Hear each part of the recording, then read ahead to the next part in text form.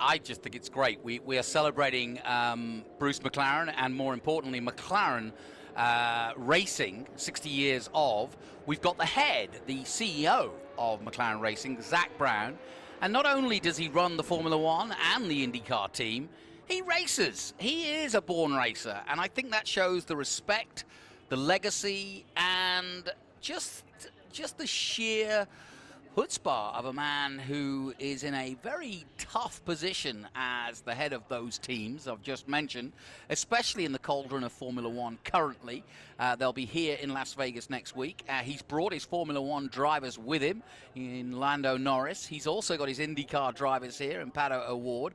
But Zak Brown walks the walk and talks the talk, and ironically, he's driving a Williams, but I think that says a lot about Zak. He owns that Alan Jones Williams that he drives, and he's got a massive collection. He is exactly what this event is all about. Somebody, and he's even on the board of Velocity, so he's, he is in all counts for this event. But I think he just surmises everything that this event is about. Well, John, it's just so refreshing to have somebody that's so deeply immersed in the motorsports environment. Being around racing most of my life, every time I've had an engineer, in fact, I just ran into Ivan Zaremba in the paddock. Any engineer, anyone on the crew that has race experience behind the wheel, and then they get immersed in the sport in other aspects, it enhances the sport and enhances their ability to do their job within that sport. And it's really refreshing to see that. In fact, his 81 FW Williams, that car is from the skirt era, when the skirts actually moved up and down. Which was obviously quite dangerous. The cars were quite fast, and he's one of the faster cars out there. But now, in the historic racing, there's a 40-millimeter minimum ride height rule, and that's obviously for safety. Now, the tunnels still work. It is still lightning fast in the fast stuff, but it just has a little less grip than it had back in the day. Well, as you can see, they are lining up, and we're going to go through each and every car. And we've also got a Yardley McLaren out there, and it was a nice JPS special, as I used to call them, but of course it's an Andretti Lotus, and there's plenty more. Introduce yourself, sir. You just popped up, and I've just seen you. Come on in. Hi, my name's Scott Durnick. I'm the owner of Virtuoso Performance. I work on a number of these cars, and I race a Formula One car myself. But what do you race? I have a Surtees TS16 and a Shadow DN1 and a BRM P153. I'm going to give you my only motor racing story, and it's sad but true. Okay. The only ever prize I've won in motor racing was a karting competition, a corporate one. But what made my day was my prize of second place, plastic little trophy, was given to me by John Surtees. Well, he's my hero. I've had several Surtees cars. I was fortunate enough to meet John at a young age, and I became friends with him and his son, unfortunately, who died tragically. Yes. But I've owned a number of Surtees cars, and the only man to win 4 world championships in 4 different disciplines. He won Le Mans, he won Formula One, he won Can-Am, and he won Motorcycle Grand Prix. Which is incredible. And that'll never be repeated again. So, I mean, just a fantastic combination of skills, and then he went on to engineer his own Formula One team. So, it doesn't get a lot better than that. There's only 2 men that Valentino Rossi bows to, and one is Agostini, the other is John Surtees. And I can tell you, I watched John Surtees at 80 ride a Norton Manx at Goodwood. Yeah. And I've ridden motorcycles since I was 6, and there's no way I could keep up with John Surtees. He was unbelievable. Yeah. Mike, we started talking about some of the cars. What is your interest, or what have you driven? Or what's your skin in the game in this group, as it were, to use an American phrase? I've been fortunate enough to drive a bunch of different cars over a bunch of different eras. I've driven the FW08, so I've driven actually the same car. Who's in that car? Bud Muller, yes. Muller, I drove a version of that, Keke Rosberg's championship-winning car. I've driven a late 60s car and mid-70s March 76, and so I can speak to what all these guys are going through right now. The FW, the 82 Williams that was actually raced by Keke Rosberg, that is the year they made the rule of the 40-millimeter ride height, ironically enough. So the car is actually set up around what the rule is now in historic racing. And Bud has been whipping the wheel for a long. I raced against Bud when I was a kid, so this guy knows what's going on. It's a great car, and it's interesting. That car's different from the other ones in the field because it's the only car that runs 13-inch front wheels and 15-inch back wheels, because they were going to reduce the mass of the tire, and they figured the bigger wheel was lighter than the bigger wheel and tire. So it worked out pretty well. Landmark car. The Williams were just You know, they changed the face of Formula One racing, as Lotus did a few years before them with the ground effects cars. You know, and with this new reassertion or resurgence of F1 interest, especially amongst the youth, with Netflix, and I take my hat off to them, and everybody says, oh, you keep mentioning Netflix, and it's like, well, yeah, because that's what's got the youth back into Formula One, and it's the way they go in Group 5. You know, let's talk about Williams and how right now they're struggling, you know, at the lower end, but back in the day of Keke Rosberg and Alan Jones, and then on to Damon Hill and Mansell and so many, Prost, many others, they were the kings of Formula One. Well, I think Michael could agree with me. We've all learned the lesson that you're a much better racer the better you're funded. in the 80s, Williams had Saudi money behind them. They were getting the best engines from Cosworth. Frank Williams was a force of nature. I mean, this guy was unstoppable. And, you know, they had a great combination of drivers, engineering talent, and money.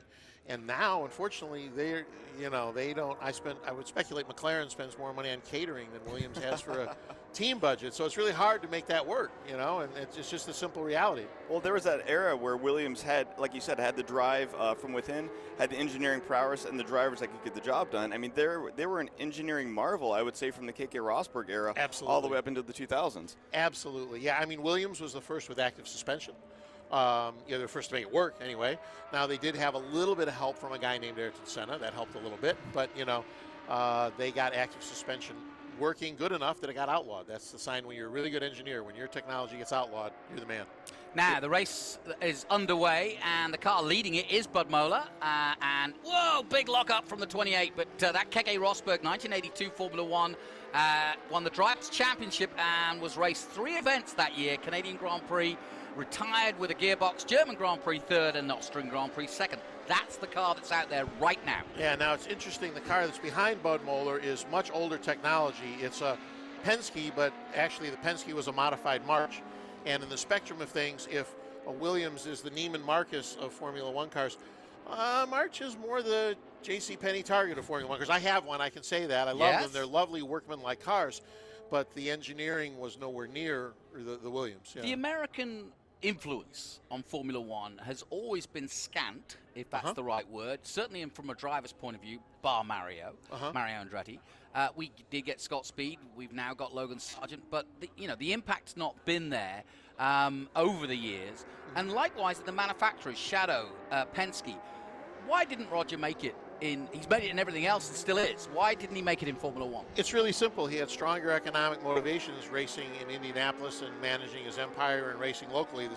This all comes down to money, and one of the biggest problems that happened was when you removed the ability of tobacco teams to have sponsorship in the United States and in other places, it became much less attractive. I mean, you look in modern Formula One, the only people that can afford to pay for this sell, a can of sugar water for $5 a piece, or they're an OEM, or they have some sort of government backing. It's speculated that some of these teams are spending between $350 and $400 million per car per season. And in period, Lotus employed 30 or 35 people. Shadow employed 20 people. Williams had 40 people. McLaren employs nearly 1,000 people. Yeah, and Mercedes. Mercedes, who knows, right? So the OEMs have access to so many more resources. Yeah, very good point. I knew the answer, but yeah. And Gene Haas would probably buy you a cup of coffee, and you could probably pull him off the ledge in terms of what he's invested and what he's got back from it. Now at the bottom, sadly, at the moment, going into Vegas. Yeah, I mean, you look at a team like Sauber. They were a great team. They had great engineering talent. They had a driven leader. And had won world championships and won world championships, but eventually the irresistible force of excess capital just could not be denied, and they sold to Mercedes. And it's unfortunate, but it's the state of the current race. Mike, is there one car that you want people to be aware of? I love that Yardley McLaren because I got the Tonka toy of that. Danny Baker, of course, a very good peddler and has been around the world. But that was the first car that I sort of fell in love with, had the toy of, and fell in love with Formula One. I don't think there's a car in here that I didn't have a toy of, but the JPS, I'm a big Mario Andretti fan. In fact, Michael Andretti had a brief stint in Formula One. Yes, he did. He did. Back in the 90s. And it impressed the heck out of Ayrton Senna at the time. It was a difficult job Michael had because he had to fly overseas, do the race, fly back. Yeah. He was driving racetracks that he had not grown up driving on. He also had this young buck called somebody Mika. to deal with. Yeah. Mika Hakkinen, Yes. who was just starting out at the time. Yes. What do you mean? This Michael going? That's my line. Yeah. So the JBS is special to me. The Yardley also special to me. In fact, the Yardley, interesting enough, this car was crashed really badly back in the day. Yeah. And I was talking to Danny Baker, and I guess when they were tearing the car apart, it was a horrible crash. They were tearing the car apart. They found a coin in the side pod that was taped to the side pod of the car. Whoever built the car put the coin there, and it would not have been found had it not been for the good crash. luck. Yeah, for good luck. And so I think that coin is now on the actual steering wheel that's in the car. He taped it or glued it to the wheel. Story. Well, that car is really steeped in history and lore around here. All of us owe a debt to a guy named John Anderson, who used to look after a lot of these cars, and John rebuilt that whole car for Bob Baker, Danny's father, when he was alive. I had the good fortune of working on that car. But the M23 is the iconic car from 1970s racing. I mean, 4 championships and largely just evolutions of the chassis. You know, if you didn't drive an M23, you probably weren't that good, you know. They were just fantastic. I mean, they had 15 chassis, 15 cars. The very last car was the one driven by Brett Lunger. You know, they were just great cars. Again, got the Tonka toy of that too. They weren't called Tonka toys. No, what they were. Anyway, I had that one. I had the Emerson Fittipaldi one and the Andretti one, and there it is. JPS, those colors. I didn't know what they meant back then as a kid, but of course it was a cigarette manufacturer. None of us did. They were cigarettes, right? I mean, it was John Player Special. I had no idea what it was, but we just knew it was cool. Black and gold and cool. That's right, black and gold and cool. Terrible things they were, but the car looked great. Black and gold. In fact, that car morphed into the a tunnel car, more like the Williams that we're watching. That's the tunnel car is what Andretti won the championship in later on, as late 70s. Nice doff of the cat there to the Andretti lid. Yeah. Well, Chris Locke is such an enthusiast when it comes to Lotus. I mean, you know, I think if you cut his vein, it would come out green instead of blue. But, I mean, he just loves Lotus cars and good driver. I'll ask the obvious. Why can't we have big tires and V8s again? Because the courses can't contain the cars. That's the problem. I mean, when these guys were racing, they killed, what, a driver a year? Yes, there was a lot of deaths. In fact, in my era, I've lost some drivers that I grew up racing against. So, the cars are simply just too fast. And to contain them within the circuit is fine until they lose control. And then what happens after that could be quite catastrophic. If they go through the corners much faster than they're going now, once they lose control, it's a bad ride. It's a bad day. That's the issue. And you look at a circuit like Circuit of the Americas, it's got a lot of runoff. But the spectator experience is like you're watching from, you know, two circuits away or something. You can't really see the cars all that much.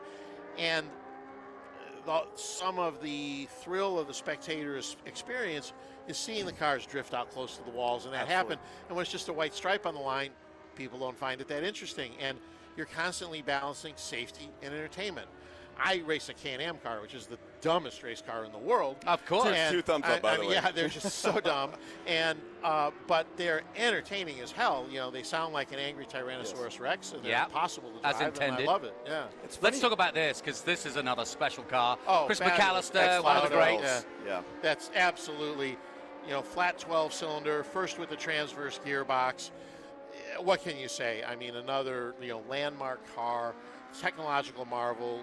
And Chris, you know, is a true enthusiast. It's a wonderful combination. And Lauda, I remember ABC Wide World of Sports. We had 3 channels, and everything was staticky. And I don't know how I happened upon it, but the Long Beach Grand Prix was I don't know how old I was, maybe still in diapers. And Niki Lauda won the Long Beach Grand Prix in a car that looked very similar to that one. Yes. And it was like life-changing for me as a kid, maybe for the worse. I'm not sure, but yeah, no, I mean, you know, Lauda, such an icon, you know, and again, I think, Michael, you have an understanding of how much, as difficult as it is to keep an F1 car running, that's 200% of difficulty keeping an F1 car running. And, you know, the fact that Chris still takes it out and uses it in anger, man, hats off to him. It's these guys do an amazing job prepping the car, working on the car. Well, your team does it. And it's back then there was probably 10 guys on the car, maybe more. Yeah. Oh, yeah, 10 guys. Now you show up with 2 of us, and we both could stand to lose 20 pounds, and we're trying to do the best we can. Yeah. You're going to lose about 20 pounds driving your Can-Am car today, so I think you got that one taken care of. Yeah, that particular chassis that you're looking at, that Ferrari, was the 026 that Niki Lauda in 76 and 77 wheeled to a win at the Belgian Grand Prix at Spa, no mean feat, and Monaco, probably 2 of the hardest races in the world. races in the world. Yeah.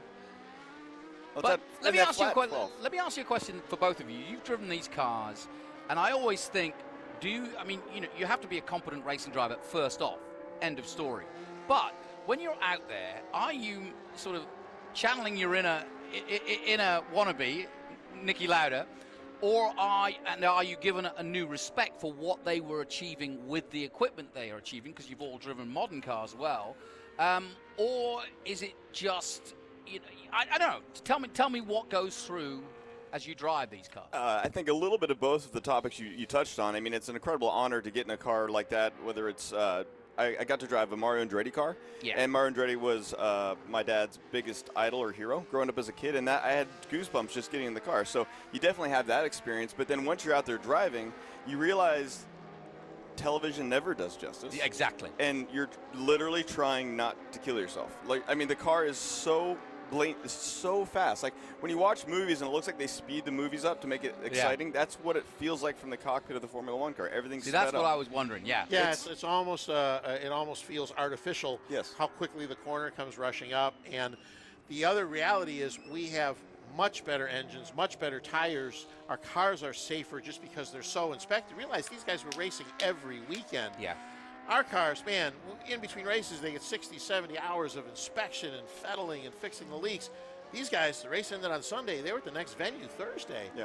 And when you think about how fast they were going, what's really humbling is on some of the circuits that haven't changed, you look at their lap times, and you're like, oh, my God. You think you're going fast. You're like, yeah, and 30 years ago, they were 11 seconds faster. Have a nice day. You're like, Jesus. It's pretty remarkable. Yeah. It's pretty remarkable. And then the safety on the cars.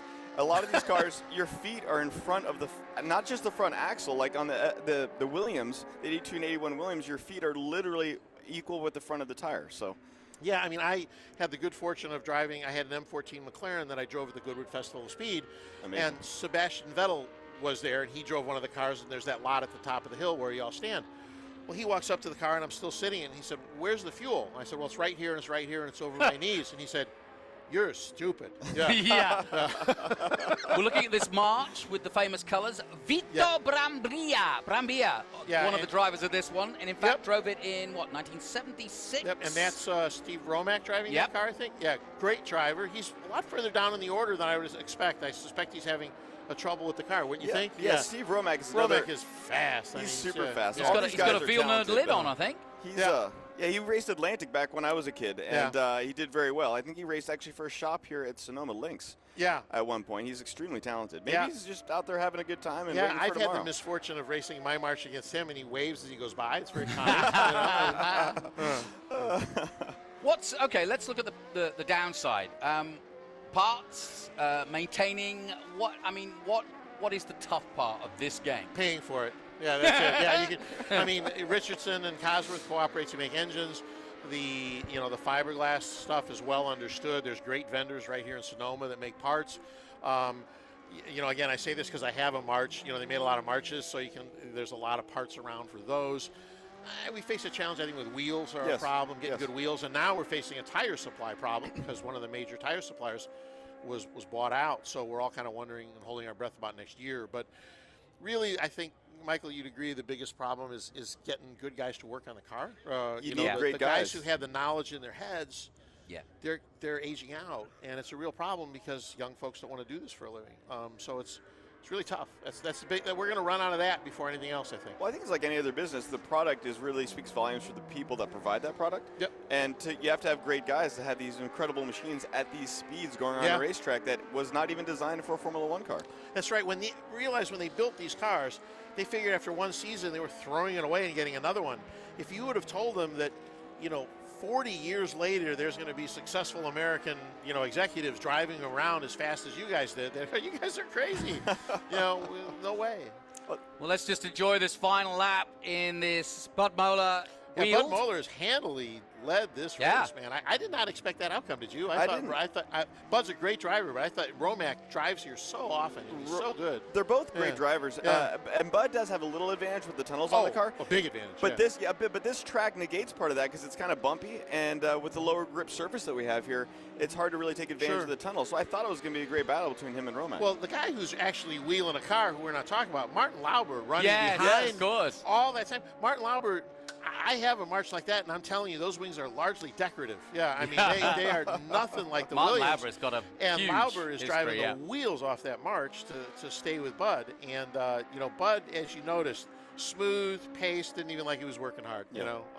But believe me, he's working hard. Well, listen, let's wrap it up by saying Keke Rosberg in 82 drove it, and then it was, retired in the Canadian, third in the German, second in the Austrian, and today in the hands of Bud Moeller, it's a winner at Sonoma Raceway. Well done, Bud, and well done to Williams, who win here in our first historic qualifying race. More to come.